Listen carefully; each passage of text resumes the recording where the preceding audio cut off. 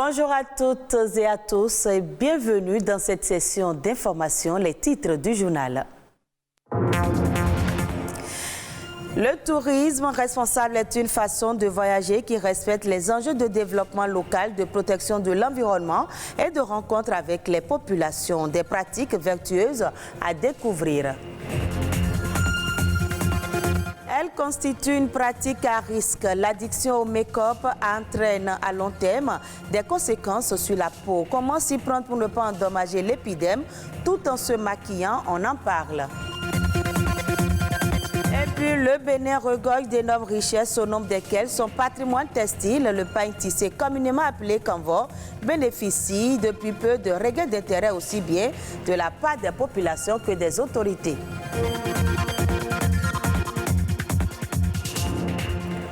Le secteur du tourisme, troisième pourvoyeuse de richesses dans le monde, pourrait être bénéfique pour réduire la pauvreté dans les pays en développement grâce au principe du tourisme responsable et respectueux. Il s'agit d'une notion qui vise à faire face aux dommages du tourisme sur l'écosystème. Rodrigue Babagbeto nous aide à mieux comprendre. Olamma Ojukwu dirige une agence de voyage qui est membre du marché international du tourisme de Londres depuis 10 ans aujourd'hui. Une position qui la pousse à apporter à ses clients un suivi particulier. Avant même de les faire quitter leur pays, au moment des échanges email, quand on les envoie l'itinéraire et autres, on les envoie un formulaire à remplir. Comment à ne pas trop utiliser l'eau dans l'hôtel, à ne pas gaspiller certaines choses, à ne pas faire salir les destinations. Comment à être un touriste responsable. Les voyageurs sont invités à protéger les destinations, quelles qu'elles soient, afin de contribuer à la préservation de l'environnement. Les actions de Olamma ne sont donc pas qu'à l'endroit des touristes. Les communautés locales sont également prises en compte. Nous avons fait des t-shirts, nous avons visité l'une des sites à Porte-Nouveau, pas seulement pour les donner les t-shirts, pour qu'ils soient présentables, mais également les mettre en valeur eux-mêmes. Dans l'une des sorties également, nous avons décidé d'offrir dans l'une des sites les poubelles. Et ceci, c'était pour les sensibiliser, ceux qui travaillent là et ceux qui visitent, à rendre le lieu propre. Autant d'aspects qui constituent, d'après cet expert en tourisme, les fondements du tourisme responsable.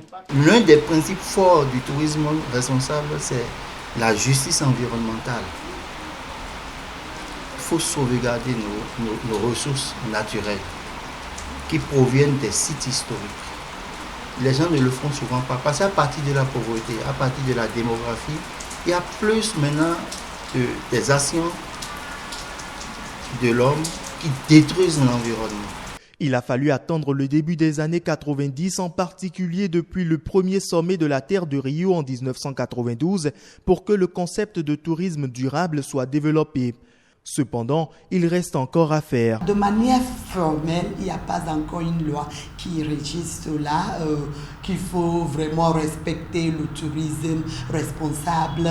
Si nous commençons dès maintenant à vraiment insister, même amener les touristes par les sensibilisations à comprendre que les agences, les tours opérateurs qui ne maîtrisent pas ou bien qui ne respectent pas le tourisme responsable, de ne pas avoir affaire avec eux, ça va pousser presque tout le monde à aller vers cela. Dans le rapport de l'ONU sur l'économie verte, l'investissement de 0,1 à 0,2% du PIB mondial entre 2010 et 2050 dans un tourisme respectueux de l'environnement pourrait stimuler la croissance économique, conduire à la réduction de la pauvreté et à la création d'emplois, tout en assurant des avantages environnementaux importants. Tendance ayant marqué une avancée spectaculaire dans l'entretien corporel, le make-up est l'ensemble des artifices utilisés pour rendre le visage plus agréable. Mais derrière cette apparence innocente, cette forme de maquillage du visage peut avoir des conséquences néfastes sur la peau à long terme. Certains effets indésirables, parfois graves, surviennent ensuite à l'usage non conforme des produits cosmétiques. Suivons ce reportage de Marie Bonaventure Kodia qui a fait une incursion dans un salon de make-up. Un visage radieux, au contour relevé. Le secret, le maquillage. Voici qui donne le sourire et qui rehausse l'estime de soi. Dans la pratique, on parle de make-up. Quand vous faites le make-up, ça cache toutes les imperfections. Le make-up, c'est un maquillage. Ce sont des techniques cosmétiques qui sont utilisées pour améliorer, donner une performance dans la beauté, corriger donc certaines tares et améliorer donc la beauté en gros.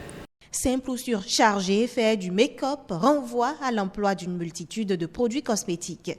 Vous avez besoin d'une bonne base pour que le maquillage ne coule pas. Vous avez besoin du fond de teint, d'une poudre, des fards à paupières. Les férus du make-up, on en dénombre assez pour multiples raisons. Pour moi, faire du make-up me permet d'abord de montrer autre aspect de moi et d'être plus jolie afin de pouvoir prendre des selfies. Je me sens belle quand je suis maquillée, j'ai plus confiance en moi. Mais il y a également des sceptiques. C'est pas mon fort, je n'aime pas le make-up. Quand je fais le make-up, j'ai souvent des taches au visage.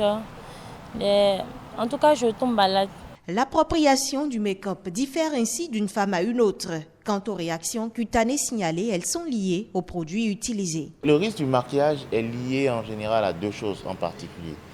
La première, c'est qu'on a un produit qui irrite la peau. Et le deuxième risque, c'est que le produit appliqué puisse de façon immunitaire déclencher une réponse immunitaire et aboutit donc alors à un eczéma, c'est-à-dire une allergie de peau. Le conseil qu'on nous donne lorsqu'il n'y a pas d'allergie, lorsqu'il n'y a pas d'irritation, c'est qu'il faut prévoir donc alors une lotion micellaire pour faire un démaquillage correct, parce qu'il y a beaucoup de femmes qui ne font pas de démaquillage systématique, alors que ces produits en fonçant dans les pores peut donner en général donc alors de l'acné. Le démaquillage suivi d'un gommage régulier, telle est la routine à adopter quand on est accro du make-up. Vient ensuite cette autre mise en garde. Il faille que nous utilisions des produits de très bonne qualité. Parce que quand ce n'est pas de bonne qualité, c'est farineux déjà. Quand c'est la poudre, quand c'est le fond de teint, ça fait comme un plâtre. C'est pas lisse. Se maquiller ou faire le make-up reste un choix de vie et non une obligation. De nombreuses astuces existent au naturel et permettent d'embellir la peau. On en vient à présent au textile béninois. Le pagne tissé, communément appelé kanvo, est ancré dans les habitudes vestimentaires des Béninois, notamment des ethnies Yoruba et Batonou. Promouvoir ce patrimoine identitaire serait très avantageux pour l'économie locale et au textile béninois. Constant Adonon est un tisserand et nous édifie un peu plus à travers ce extrait.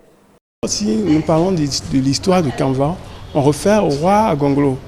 C'est ce roi, dans ses conquêtes, allé à Oyo, a vu un tisserand en train de tisser là-bas. Il dit ça m'intéresse. Il ordonne à ses guerriers de le prendre pour son village à Abomey. C'est là qu'il l'a amené dans son palais.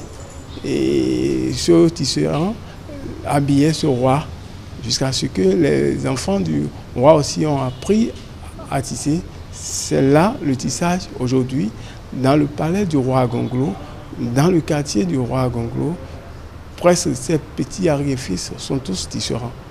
Leur vie avec le kanvo fait la fierté du Bénin parce que ça va de notre culture. Déjà au sud, quand un Béninois porte notre kanvo, on sait déjà qui il est. Quand tu prépares ta valise et tu n'as pas kanvo dedans, ta valise n'est pas complète. Donc le kanvo béninois identifie le Béninois. Ce n'est pas le tissage que moi qui suis ici, je gère ma vie, je m'occupe de ma famille. Donc si l'État nous aide à développer, à valoriser bien, beaucoup vont rentrer dedans et vont gérer leur vie avec. Pour apprendre aujourd'hui, nous avons des associations qui sont prêtes à former les gens en moins d'un peu de temps.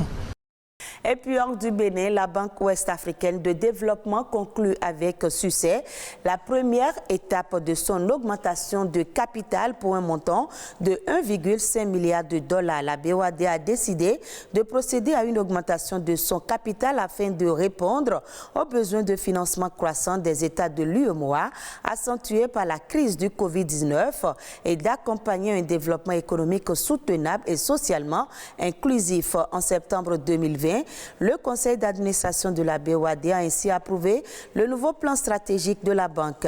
Le succès de cette mobilisation conjointe des actionnaires régionaux et non régionaux de la banque constitue une première étape essentielle dans la réalisation de l'augmentation de capital de l'institution et le déploiement de son plan stratégique pour les 5 prochaines années. D'autres informations également pêle-mêle à l'échelle internationale, c'est Eco-Inter, un condensé préparé par Charlène Kendiro de Gracia Somankpo et présenté par Ulvaeus Balogun.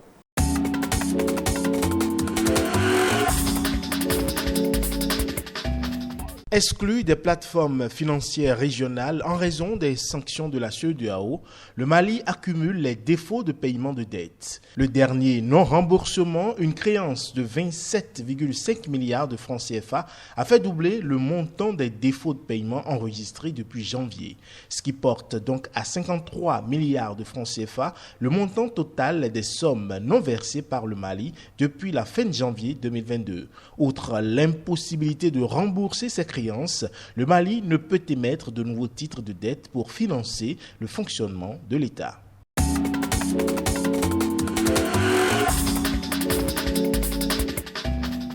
L'Europe veut proposer un nouveau partenariat à l'Afrique. C'est l'objet du sommet Union européenne-Union africaine qui s'ouvre ce jeudi à Bruxelles. Au cœur de ce projet, la question du financement des économies africaines. Sachant que la situation financière de nombreux pays africains s'est détériorée pendant la pandémie de Covid-19 et que le continent a soif de financement pour construire ses infrastructures et relancer son économie, l'Europe propose une enveloppe de 150 milliards d'euros étalé sur 7 ans pour participer au développement de l'Afrique, notamment dans la transition énergétique, le numérique et la santé. Ce nouveau partenariat entre dans le cadre du programme Global Gateway créé pour concurrencer les nouvelles routes de la soie, projet au cœur des relations Chine-Afrique.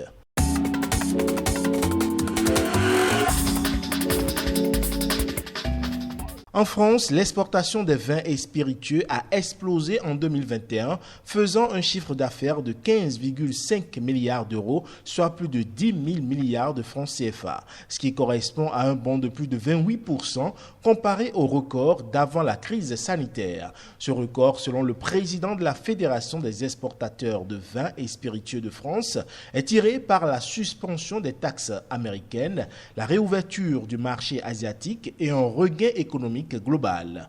Mais malgré le dynamisme de ce marché, il est exposé à la hausse des matières premières, la hausse du prix des bouteilles de plus de 10% et des cartons jusqu'à 30%, sans oublier les problèmes d'approvisionnement avec le coût du fret qui s'est multiplié par 5 voire 6.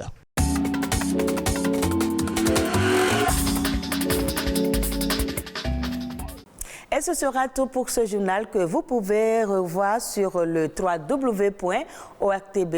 Merci à vous de nous avoir suivis.